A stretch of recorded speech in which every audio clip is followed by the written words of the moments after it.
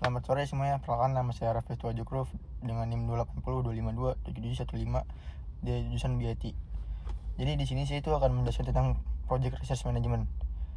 Project Research Management adalah salah satu 10 area pengetahuan manajemen proyek yang mencakup proses untuk mengidentifikasi, mendapatkan, dan mengelola sumber daya yang dibutuhkan proyek. Dan ada beberapa definisi utama. Yang pertama itu ada sumber daya manusia atau human research. Tim proyek ada manajer, analisis, developer, desainer, dan semua orang yang terlibat dalam pengerjaan proyek.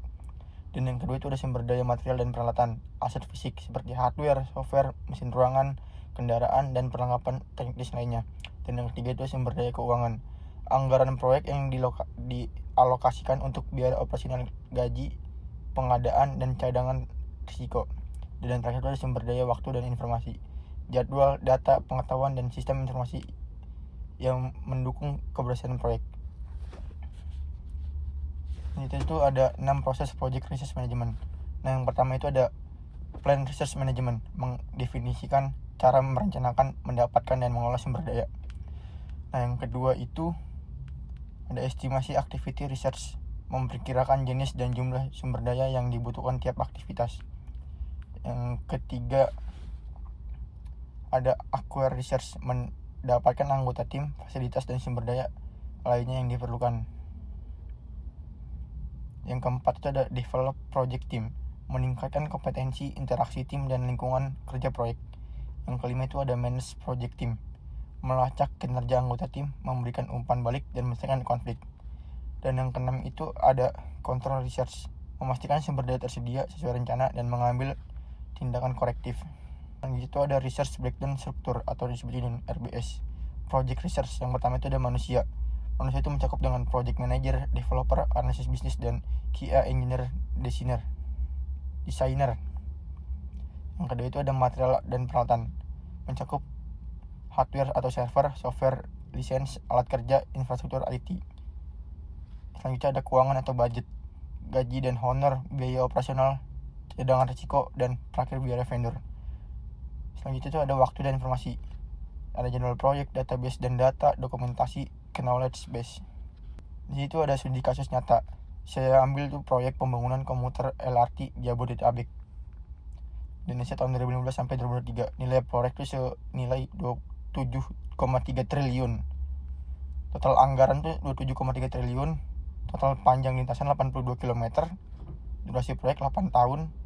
Depo dan stasiun utama 3. LRT Jabodetabek, latar belakang dan tantangan. Yang pertama itu adalah latar belakang. Kemacetan Jakarta termasuk terparah di dunia, meningkatkan kebutuhan transportasi massal. Pemerintah menetapkan LRT sebagai solusi mobilitas Jabodetabek, Jakarta, Bogor, Depok, Bekasi. Proyek dikelola PT Adikarya sebagai kontraktor utama bersama PT KAI sebagai operator. Dirancang dengan teknologi diverless pertama di Indonesia berbasis GOA level 2. Nah, tantangan utamanya itu ada koordinasi multi pihak, melibatkan 20 kontraktor, subkontraktor, vendor, dan DN dan RN. Pembebasan lahan, ribuan bidang tanah di 3 kota harus dibebaskan secara paralel. Keterlambatan material, impor sarana kereta dari Korea Selatan terkena pandemi COVID-19. Dan yang terakhir itu ada SDM teknologi baru, kurangan tenaga ahli sistem driverless automation di Indonesia. Selanjutnya itu ada penerapan Project Research Management di LRT Jabodetabek.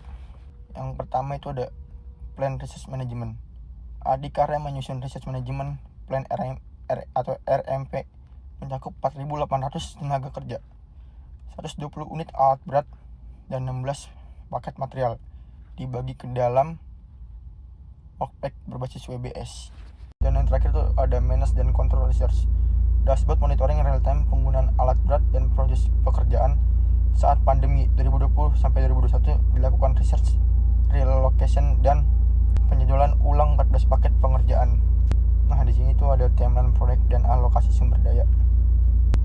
2015 sampai 2016 itu perencanaan dan desain. 2017 sampai 2019 konstruksi tahap 1. 2020 sampai 2021 konstruksi tahap 2. 2022 itu integrasi dan testing. 2023 itu soft opening dan operasi.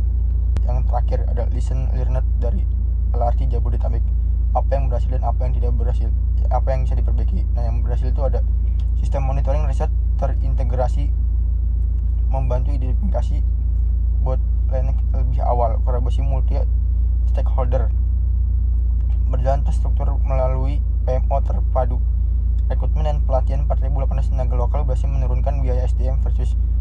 asing. Program transfer teknologi Korea berhasil. Teknisi Indonesia mampu mengoperasikan sistem driverless. Nah, yang harus diperbaiki itu ada pembebasan lahan tidak terselesaikan sebelum produksi dimulai sehingga memblokir jalur kerja di beberapa titik. Manajemen risiko pengadaan material impor kurang menghitungkan force major seperti pandemi COVID-19. Perencanaan riset untuk fase commissioning uji coba operasional terlambat 14 bulan dari awal. Koordinasi lintas KL, kementerian atau lembaga sering terlambat karena tidak ada single point of authority yang kuat. Jadi itu project resource management itu bukan sekedar menghitung sumber daya, ini tentang memastikan sumber daya yang tepat pada waktu yang tepat dengan biaya yang optimal. Terima kasih.